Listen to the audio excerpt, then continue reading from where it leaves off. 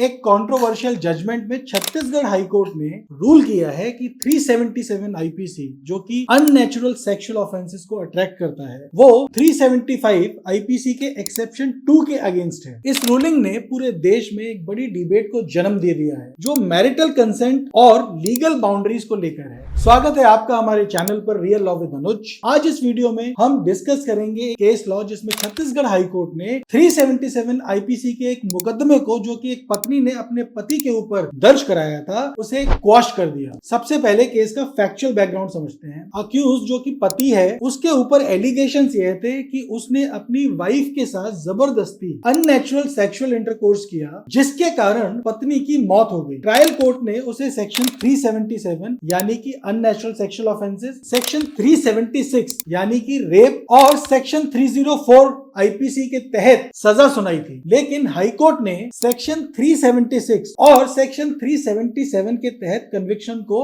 Overturn कर दिया, यह कहकर कि हस्बैंड और वाइफ के बीच नॉन कंसेंशुअल सेक्स भी इन सेक्शंस के तहत पनिशेबल नहीं है। कोर्ट का कहना यह था कि सेक्शन 375 के एक्सेप्शन 2 का यह कहना है कि अगर पत्नी की उम्र 18 साल से कम नहीं है तो पति और पत्नी के बीच होने वाली सेक्सुअल एक्ट रेप नहीं मानते हैं। कोर्ट ने इस लॉजिक को सेक्शन 377 आईपीसी तक एक्सटेंड कर दिया, ये आर्ग्यूमेंट देते हुए कि अगर मैरिटल रेप एग्जिस्ट नहीं करता तो अननेचुरल सेक्सुअल एक्ट भी क्रिमिनलाइज नहीं हो सकता है। इस वजह से कोर्ट ने दोनों सेक्शंस के बीच रिपग्नेंसी देखी और यह डिसाइड किया कि हस्बैंड को 377 के तहत गिल्टी नहीं माना जा सकता। लेकिन यह रूलिंग सुप्रीम कोर्ट के दो लैंडमार्क जजमेंट को डायरेक्टली कॉन्ट्राडिक्ट करती है। पहला है independent thought versus union of India. इस केस में सुप्रीम कोर्ट ने कहा था कि अगर वाइफ की एज 18 साल से कम है तो हस्बैंड पर प्रोसिक्यूशन हो सकता है। और नवतेज सिंह जौहर वर्सेस यूनियन ऑफ इंडिया के केस में सुप्रीम कोर्ट ने 377 को पार्शियली स्ट्रक डाउन कर दिया था और यह होल्ड किया था कि यदि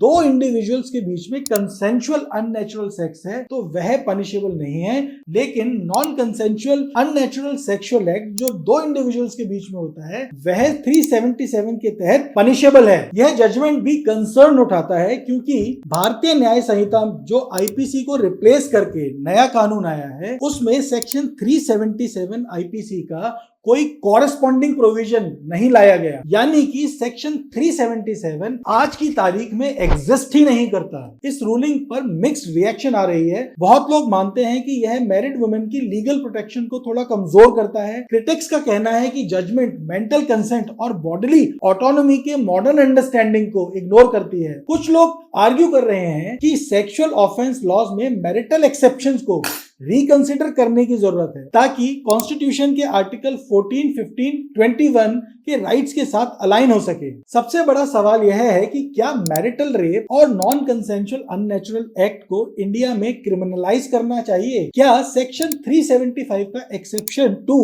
को पूरी तरह से हटा दिया जाना चाहिए? लीगल लैंडस्केप इवॉल्व हो रहा है, लेकिन यह केस क्लियरली दिखाता है कि क्लैरिटी और रिफॉर्म की बहुत ज्यादा जरूरत है। आपका इस रूलिंग पर क्या मानना है हमारे साथ कमेंट में शेयर करना ना भूले और ऐसी और क्रिस्पी एंड लीगल जानकारी के लिए हमारे साथ जुड़े रहें। धन्यवाद।